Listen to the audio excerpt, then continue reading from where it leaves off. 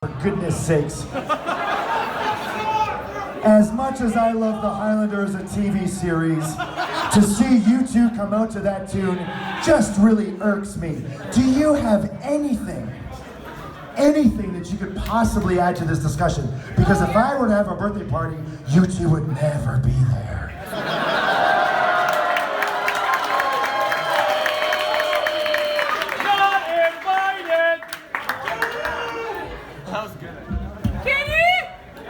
You know what? We do have something to add. You see, I don't know why all of you people are sitting here celebrating a man who's only here once a year for you for his mediocre career. Right.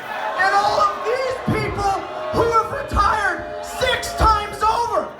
What you should be celebrating are the people that are here every single show, giving everything for these titles. That means everything. So if there's going to be a match of any proportion, it will feature us. Mediocre at best, bud. That's my poster. You got it, Don! Don! You got it! You got it, baby! You got it!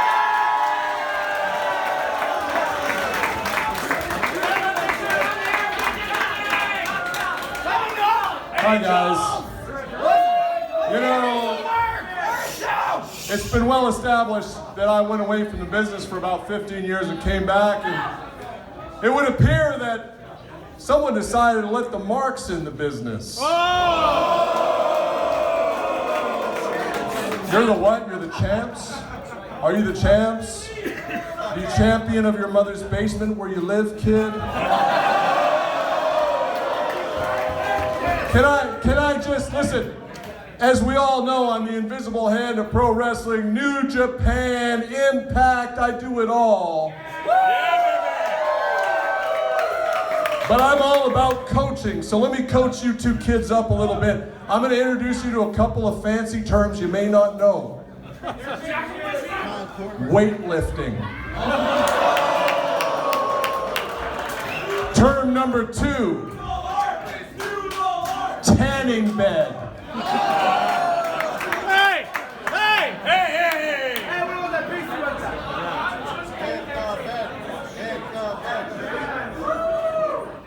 went Term number 3.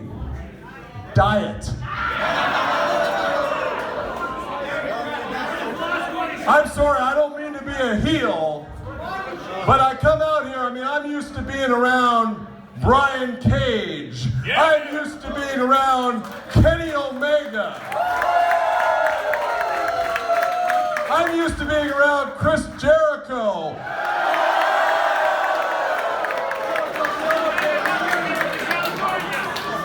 I think I saw him out in the parking lot. Double vodkas on ice. But guys, I just want to say, and no disrespect to you personally, but when I came in this business, y'all wouldn't have got in the front door. So, I'm going to give you some helpful advice that someone should have given you a long time, and no, it doesn't involve a gun. 3 words, guys.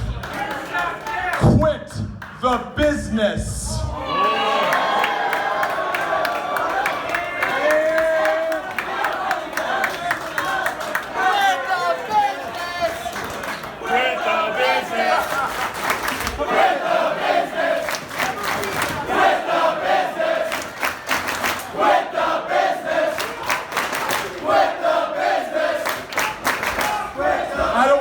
Listen, I don't want to take a lot of time. I just flew in today for Kenny's birthday. I see his parents down there. Hey, Mom. Hey, Dad.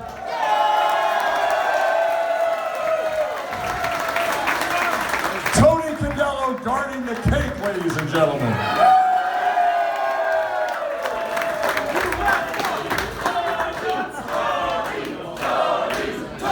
Oh, yeah. I don't want to take up a lot of time. I came out here to wish Kenny a happy birthday. Everybody knows Kenny and I have a very special relationship. His uncle, Kenny's uncle, the Golden Sheik, God rest his soul, was the one along with Tony who trained me in the business.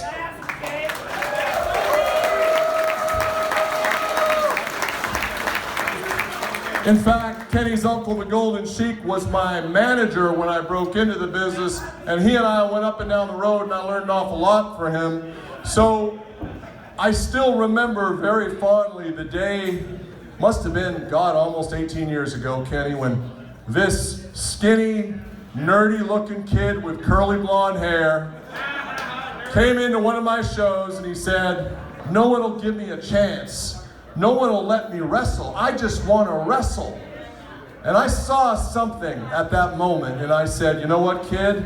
I'm going to let you go out there." And then he said, "No one will let me go out there. They want me to wear a mask." And I said, "No, man, take that mask off. You go out there and you get yourself over." And I gave him his first break in the business.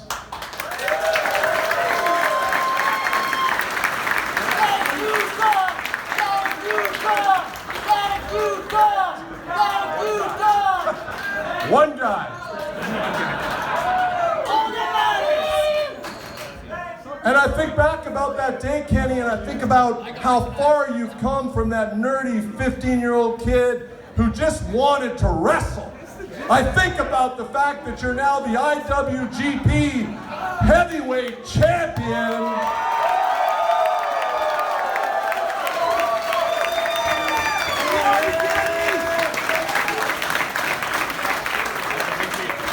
I think about how special it is for me that those 7-star matches that I got to sit at ringside and lay my voice to what you were doing in the ring. It's something I'll never forget.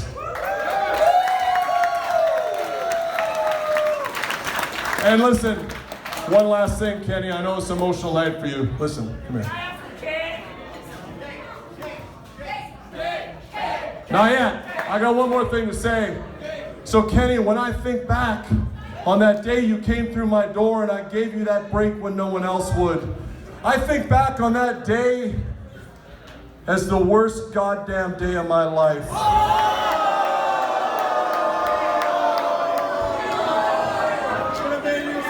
I don't want to spoil your birthday, Kenny, but I made a very big mistake, and I'll tell you why. Because you took that break that I gave you, and I'm out here, you two guys, you were trained by me, correct? Good to see you. Kenny,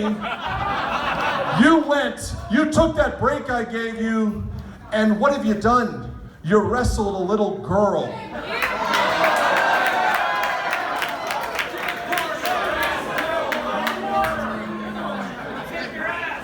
Kenny, you and your two little friends, the Young Bucks, you talk about change the world. You ruined my world. You've ruined professional wrestling with your stupid comedy garbage that you do. Oh, you're talented, no doubt, but you've ruined the business. Your uncle would be embarrassed to call you. Let me. I said I was the invisible hand of pro wrestling, so I'm going to lay it on the line for you. 6-star match. You and I both know that Okada carried you. Let's just be clear about one thing, because it doesn't get reported. The only reason you got that shot at Okada where you won the title was because I got my friend Chris Jericho to agree to wrestle you. Otherwise, you were going to be gone. You're welcome, Kenny.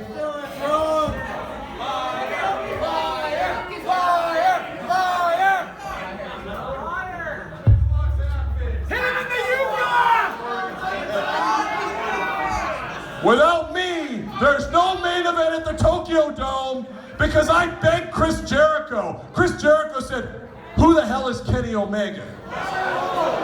Chris Jericho said, "There's only 3 people from Winnipeg who ever meant a goddamn in this business.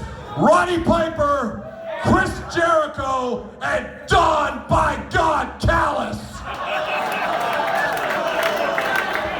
And when I hear you put yourself on that list, it makes me sick. And here's the worst thing that you've done. You've taken all your talent and all your fame and your IWGP title, and what do you do on the one day off you have? You come to a second-rate dive bar with a bunch of losers from Winnipeg.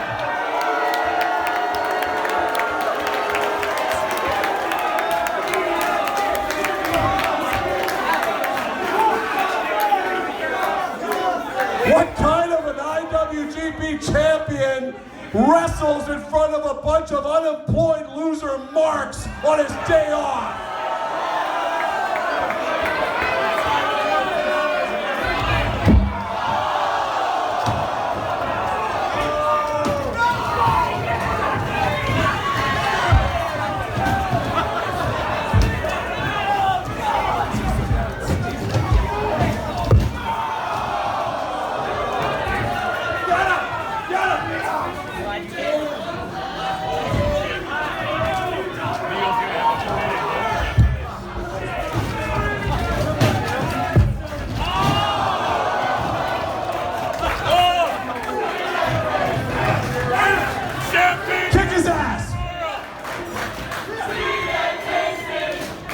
Pick him up! Hold him up! You got something to say?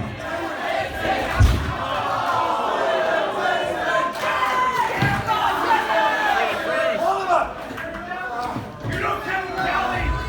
I think it's only appropriate, since it's your fault that 2 idiots like this are in this business, that they beat your ass tonight.